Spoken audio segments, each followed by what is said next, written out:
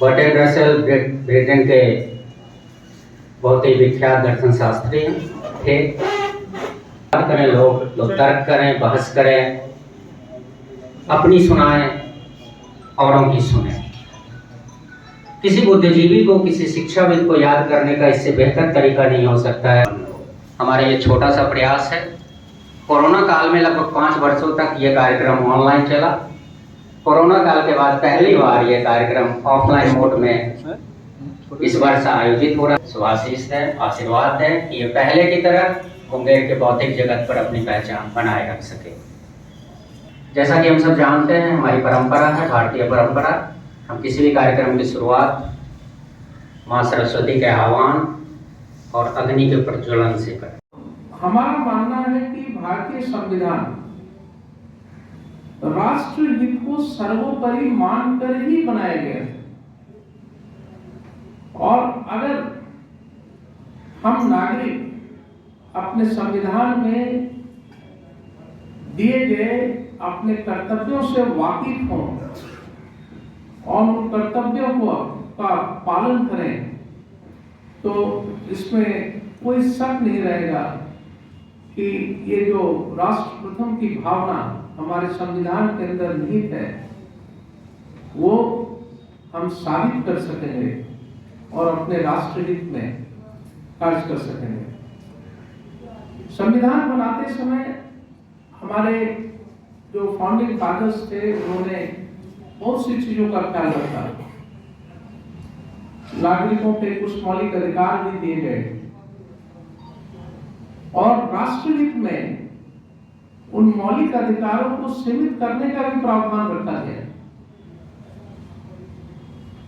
अगर हमारे देश की सुरक्षा का सवाल हो, तो वैसी स्थिति में हमारे देश में संविधान इस चीज को परमिट करता है कि जो सरकार है वो देश की सुरक्षा के लिए कोई भी आवश्यक कदम उठा सकती है। और उस समय हमारे मौलिक अधिकार अगर पूरी तरह नहीं तो कम से कम कुछ हद तक सीमित भी किए जा सकते हैं, ताकि वो देश की सुरक्षा सर्वोपरि हो। आपको भारतीय संविधान में ही ऐसी बातें मिलेंगी। हमने ऐसा प्रावधान किया है कि समय समय पर, आज अभी जनरेशन की बात हो रही थी, समय समय पर अपने अनुभव के आधार पर हमें अपने उत्थान के लिए, अपने समाज के लिए, अपने देश के लिए अगर संविधान के कुछ बिंदुओं पर, कुछ अनुच्छेद पर अगर अमेंडमेंट्स करने की जरूरत हो, कुछ बदलाव करने की जरूरत हो, तो वो बदलाव करने का भी अधिकार दिया हुआ है। और 2/3 बहुमत से पार्लियामेंट के अंदर जो हमारे कॉन्स्टिट्यूशनल प्रोविजंस हैं, उसको भी अमेंड किया जा सकता है। तो हमारा मानना है कि भारतीय संविधान राष्ट्र सर्वोपरि के सिद्धांत पर ही आधारित है। और आज के इस विषय चिंतन में हम सभी लोगों को यह दायित्व स्वीकार करने की आवश्यकता है कि संविधान में दिए गए अपने जो मौलिक अधिकार हैं, हम सिर्फ उसकी ही चर्चा न करें, बल्कि अपने कर्तव्यों के पालन हेतु भी हम संकल्प लें, एक रिजोल्यूशन लें कि हम अपने देश के प्रति जो हमारी जिम्मेवारियां हैं, उसके प्रति हम हमेशा सजग रहेंगे और अपनी तरफ से भरपूर कोशिश करेंगे कि हम अपनी जिम्मेवारियों को निभा सकें। नवंबर 1949 को जब डॉक्टर B.R. अम्बेडकर साहब ने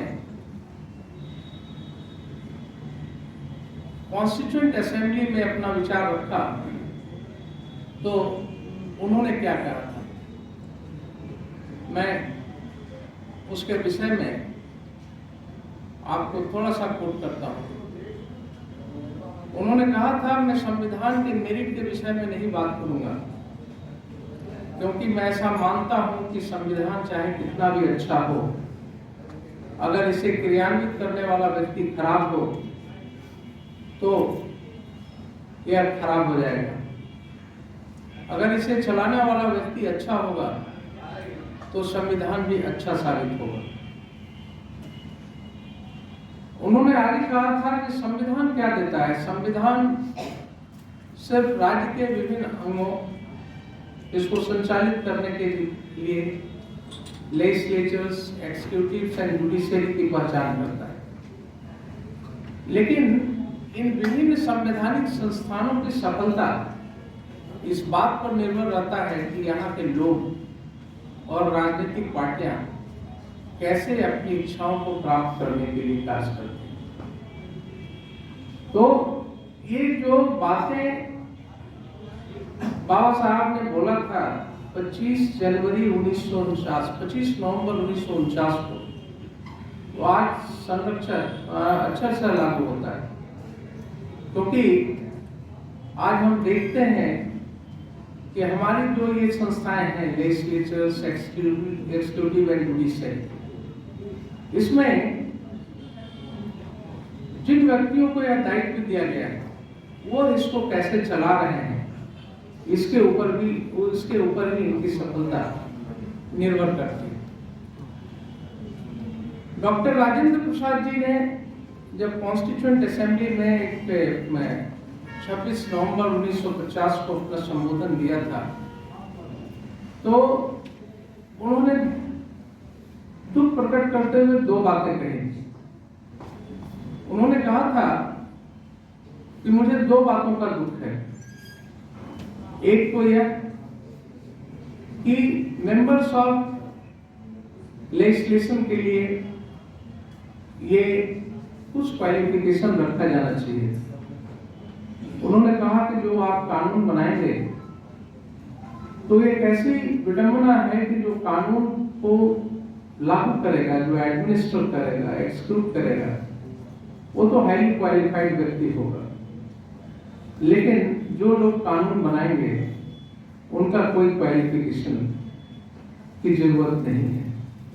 तो ये उनके लिए दुख का विषय था। दूसरा, उन्होंने दुख प्रकट किया था कि हम लोग स्वतंत्र भारत का पहला संविधान भारतीय भाषा में नहीं लिख पाए।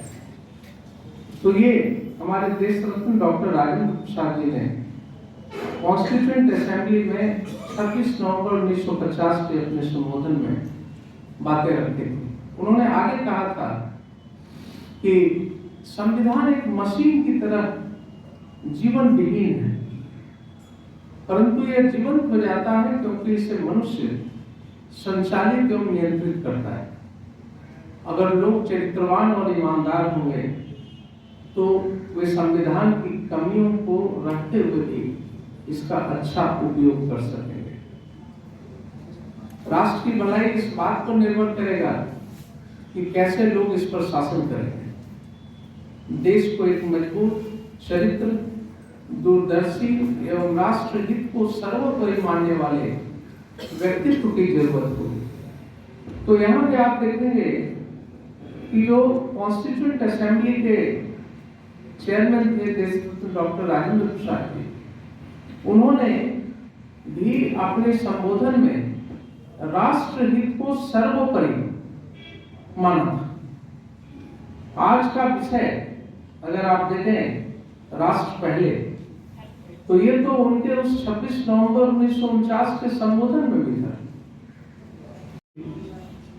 याद में अगर आज हम ये संकल्प लें कि हम अपनी जिम्मेवारियों को समझें और संविधान के प्रति अपने दायित्वों को निभाकर देश को और अपने राष्ट्र को, इसके हित को सर्वोपरि रखें, तो ये सबसे बड़ी श्रद्धांजलि होगी। धन्यवाद। जय।